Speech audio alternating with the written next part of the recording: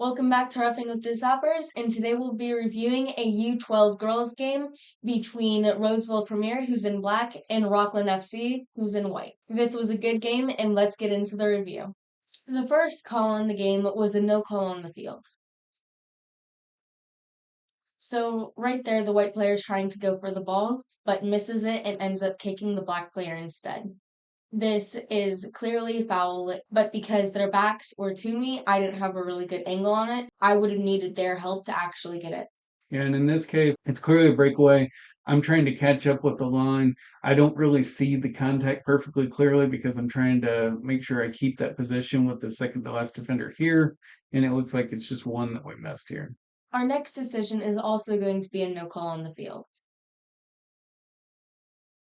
Right there, the white player just runs into the black player trying to get the ball. The black player doesn't extend any arm, and due to her momentum, the white player just falls down. So it just looks like a good, clean battle for the ball.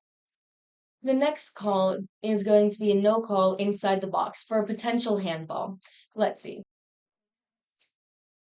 So right there, the ball is coming in and it hits her right there as because the ball starts falling in different direction. So if we continue forward, right there, the ball's coming down. It's changing momentum, and the girl's hand very nearly swipes past but does not hit the ball. Yeah, so it looks more like the ball hit her shoulder right here rather than hitting her arm. So I think that this is a good call on the field. Yeah, great call. The next point that I'd like to highlight, it isn't a decision point, it's more just a commentary on why, as referees, we can't stop the play if someone's tying their shoe. Sometimes you get players that ask, "Hey, ref, can I tie my shoe real quick?" And they're like expecting you to actually like stop the play. But I'm over here like, yeah, you can tie your shoe. I'm just not going to stop the play for it. Here's going to be another commentary instead of a decision point. So in this, a player kicks the ball straight at me. I'm trying to hop away. Like I'm trying to like go, no, sir. But then like I blow my whistle for a drop ball to the white player, and then I drop it. I'm walking away, and then she kicks it at me again, and so then it's gonna be another drop ball at like the same position. And then, as you can see, after I drop it, I'm sprinting out. I am out of here. Goodbye. This is for more of your enjoyment rather than for mine. Moving on to an actual decision point, this was going to be a no call on the field. So right there, black just kicks the ball away and her momentum causes her to fall down. The white player is actively trying to avoid her, so I think that this was a good no call on the field. Our next call was also a no call on the field, but this time it was in the box. So right there, Black's just battling for the ball, and the white players are there. She's just trying to get the ball, but it doesn't look like any foul happened there. It just looks like a good battle for the ball. So I think that was a good no call. Agreed. The next call was also in the box and was also a no call on the field. So right there, Black's just trying to get the ball, kicks it out from underneath the goalie, and this just looks like a good battle for the ball as well. This is one of those where it looks like she tries to throw herself to get that kick. In the process, they kind of bump shoulder to shoulder. She goes down, but no foul there. Nobody complains. You see it as all signal for no call. The next decision point on the field was also no call, near the half. So right there, Black's just coming in, bumps White on the back, but it doesn't really change White's control of the ball. So I think that this was a good no call on the field. Agreed. Up next, we had an offside call. The ball's coming down here, and right there's the moment of decision. The white player here is kicking it to this player down here. Second to last defender is right here at the top of this arc. The attacker is right here. If we kind of draw a line right over, very, very near that line, but just a bit off of it. Difficult to see when you're not on the line, but also a prime example of why it's important for ARs to stay right on that line and to see that little bit where that attacker is off. See the ball come through. Aaron puts up his flag, and Katie calls it immediately. The next call, I called a foul on the field for a trip. So right there, Black just clips the ankle of the white player. It's clearly a trip, so that is a good decision. This was the final call of the half and was also no call on the field. So right there, white was setting up a position, tries to kick it, but black actually comes in and kicks the ball through her legs and then jumps over the white team's legs. So what it looks like to me is a good no call and just a battle for the ball.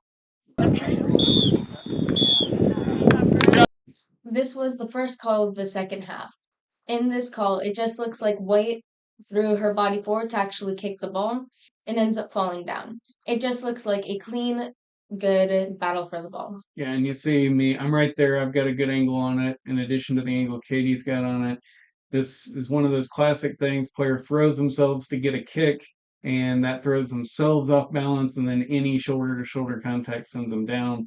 It can look bad from the sidelines. We didn't get any grief from the sidelines at all in this. It's clearly not a foul. The next call was also a no call on the field. So right there, White's just trying to go and get the ball. Black player doesn't really touch her or give her any extra push. So I think that this is a good no call on the field. Let's watch our next decision point on the field. So right there, Black's just trying to get the ball, and the white player is just existing there in space, and then she runs into her, doesn't really do any extra contact, and she falls down because she bumped into her. Here we're going to see another no call. So right there, White's just throwing her body into the kick to get it away, which she does do, but she falls down because of her momentum. It's also hard to see on this camera what happened in between those players. I had a great angle on the field because I can look right in between them, and all I saw was just the white player trying to get the ball. The black player doesn't extend any arm. Here we had a breakaway play where White was running with the ball and attacking. She's trying to get around this corner, and you see her right here. She really tries to get that kick and whip it around for a cross. In the process, she's throwing her momentum to the side. Black player doesn't even touch her, or if she touches her, it's just barely. It's right in front of me. I clearly see it as a no call. You see, I signal to Katie, nope, no foul there, because I know Katie might not have the perfect angle on that, even though she's actually in really good position for it over there to the side. It's a good no call. Here we have a play with White on the attack in the box. She comes in, and again, she tries to kind of whip that ball around and get a cross going. In the process, she throws her body around, falls down. No real impact from the black player. That's just her positioning and going around. Yeah, and something that I would like to comment on is my positioning, since it wasn't really a good position to actually see what happened since I was all the way in the back of the field. So for me in the future, I would try to get a bit more into like the arc area. Yeah. Our next decision point was one that I think that I might have gotten wrong. So right there, it just looks like white trips on the grass rather than black actually pushing her down. She just slips right there. You can see her foot, and it slips in the grass. I call it for a push, but it doesn't really look like it was from this angle, so I think that got it wrong. But one thing that I would like to mention, I know on this channel that we like to give parents a hard rap, but for this game, they were very well behaved and didn't argue any calls. So kudos for them. Up next, we have an offside call on the end of the field where I was an AR.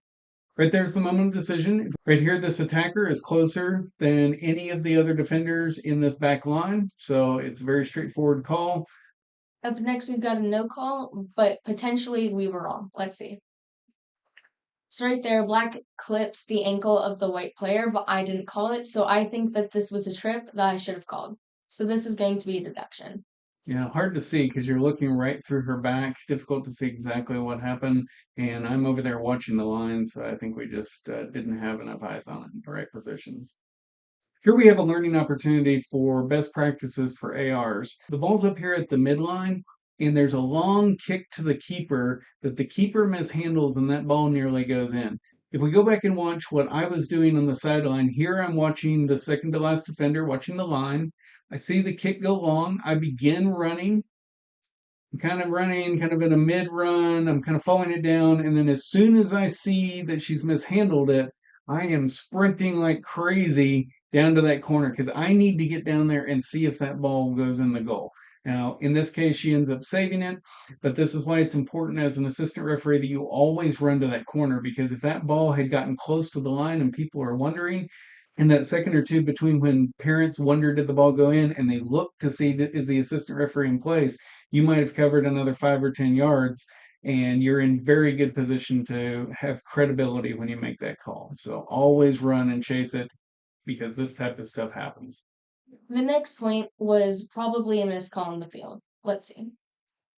So right there, white is going into the black player, and it doesn't look like she's going for the ball. It looks more like she's trying to push the black player down. So I think that this was a missed call since it was a no call on the field.